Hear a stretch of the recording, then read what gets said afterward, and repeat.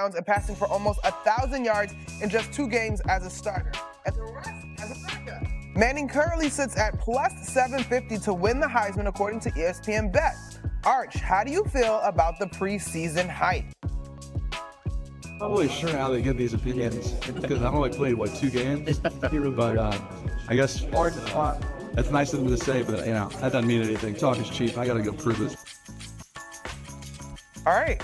Arch's talk is cheap, he says. Dog, how you feeling about that? Well, first off, I like the quote. It's a good quote. Remember the 2 games last year that he played well in Mississippi State, who was awful. I think it was Louisiana Monroe, Paul. It was one of those, that didn't do anything, and he had great games.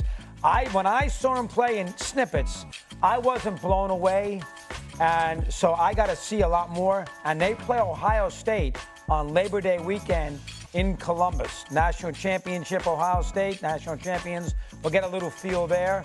He'll be right in the mix because Texas is Texas. They have plenty of opportunities. They do play at Georgia later in the year, and he is going to be good, but I'm going to be a little reticent. Here's the schedule. Little reticent about saying he's the Heisman Trophy favorite as the season begins.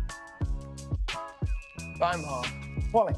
Doggy, I can't believe you're using such a small sample size. The expectations on Arch Manning have nothing whatsoever to do with last year. Of course he didn't play very much. You know what? He should have played more, and had he played more, it's very possible that Texas would be the defending champion right now instead of Ohio State, because Quinn Ewers was awful. He made a mess out of that game against Ohio State in the semifinals in the Cotton Bowl, and Steve Sarkisian, who I think is a great coach, should have changed quarterbacks, but he was loyal to a fault. So Arch gets his chance now.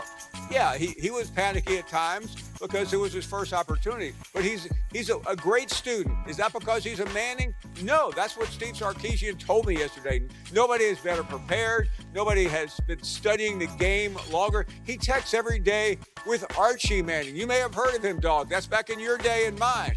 But the point is, he did everything. Just because you do well in media, and he was brilliant yesterday. He didn't answer a question wrong. He even threw barbs at Steve Spurrier for throwing barbs at him. He is just a total package. And is he the Heisman Trophy winner today? Of course not. But I think he'll have a reasonable chance at the end of the season. And you're worried about Ohio State. Tell me who their quarterback is, doggy. Julian Sayin. He's never played. He spent 15 minutes at Alabama when Nick Saban was there, and the second Saban left, he flew the coop. I'm not that impressed. I am impressed with Arch Manning, and I'm very confident that Arch Manning and Texas will go up there on Labor Day weekend, as you said, and win that game. I'm impressed with Arch Manning based on how he handled those questions, which, let's be honest about this. The reason he's the Heisman Trophy favorite right now, in large part, is because of his last name. That helps the Vegas betting markets.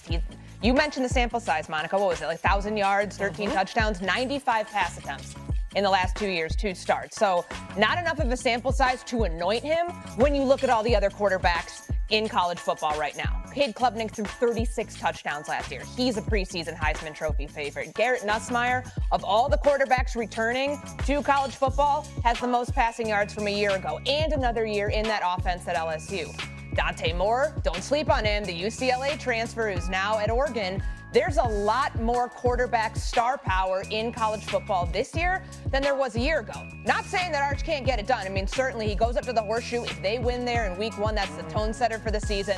And we're all talking about him being the real Heisman Trophy favorite at that point. I think it's a little too early to anoint him, given he hasn't played that much. He was a backup for the last 2 years, but I like the way he's handling his business. All right, let's broaden out the conversation. Obviously, we'll be Manning watch all season long at that particular position and for the Heisman. But at large, you guys, who are you taking? Is it going to be the SEC or the field to win the Natty, doggy? Well, first off, Paul must have been watching Vanderbilt highlights when he missed Ewers, who on a 4th down completion beat Arizona State. And then the next week, or the week before, scored 50 points against Clemson. So to kill Ewers is totally out of line. But that's another point here or there. I'll take the SEC.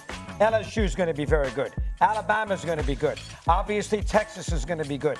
Georgia's Georgia. Florida's good. South Carolina's got a pretty good quarterback. Missouri's competent. That conference is so much better than all these other conferences, top to bottom. So at the end of the day, I'll go SEC instead of anybody else. I'll take SEC. Copy that. Courtney. Not just my Big Ten bias here, but I am going the field because I think that beyond Ohio State, Penn State, a team that has its 2 running backs, 1,000-yard rushers from a year ago, they're back, Drew Aller's back. That's 2 teams right there. Then you can look at teams like Oregon, Clemson, and can we not forget about Notre Dame, the team that kicked my Indiana Hoosiers out of the CFP last year that was in the national championship game? Speaking of Heisman Trophy favorites, they might have one in Jeremiah Love this year. Their star running back. There's such a balance of power in college football that we're seeing shift. It's not just the SEC dominant run every single year. You can go ahead and pencil, Georgia, Alabama, LSU, all the teams that you mentioned. They're going to have some competition this year. So I will take the field over the SEC. Okay. Tie break to you, Finebaum. Well, of course, I'm here at SEC Media Days, and of course, I'm going to take the SEC. And it's not because of location. It's because of what Doggy said. He actually got this right. The SEC has so many opportunities. Certainly, Texas has the best. But I just got through sitting next to Kalen DeBoer. You may remember him, Doggy. He's the Alabama coach. He's the guy who replaced Saban. He has a team that's very capable. I mean, he's got a much better chance this year than last year when he completely blew up the season with 4 losses.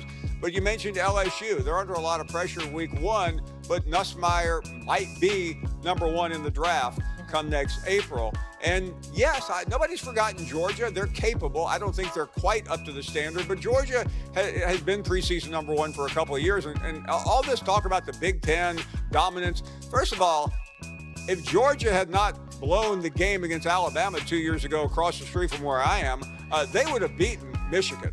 That's not even in question because by then Michigan was no longer able to steal signs and they wouldn't have been able to win the game against a really quality team. So here's where we are. There's a lot of variables, but you will never go broke betting on the SEC to win the national championship. Yeah, that seems safe. But, okay, so with that in mind, we got 2 for the SEC, and then Courtney obviously has the field. What team in college football is under the most pressure to actually pull it off and win it all? Well, I'm going to put winning it all is a little strong because I don't think they're going to do that. But I think Lincoln Riley at USC needs a good year. Good year is Final Four? Good year is, be very competitive, be in the mix for a playoff, have some big wins. His defense has been bad. The quarterback left. He's got the new quarterback in there who played very well. But it's Southern California. They got Ohtani there. They got Luka there. They want big stars. He has not done a great job these last 2 years, defensively specifically. Mr. Finebaum and I have fought about Riley a lot. I'm going to point it to a coach more than a team. I think Lincoln Riley at USC needs to turn around and have a big season. And that would be semifinal, not Final Four. Finebaum, who you got? Doggy, you said Lincoln Riley hasn't been very good the last couple of years. He's been terrible. I mean, I don't know what you've been watching. I mean, his last year and the year before were fraudulent. And if it wasn't for about an $80 or $90 million buyout, he should have already been gone. But he has another chance, according to Doggy. My guy is James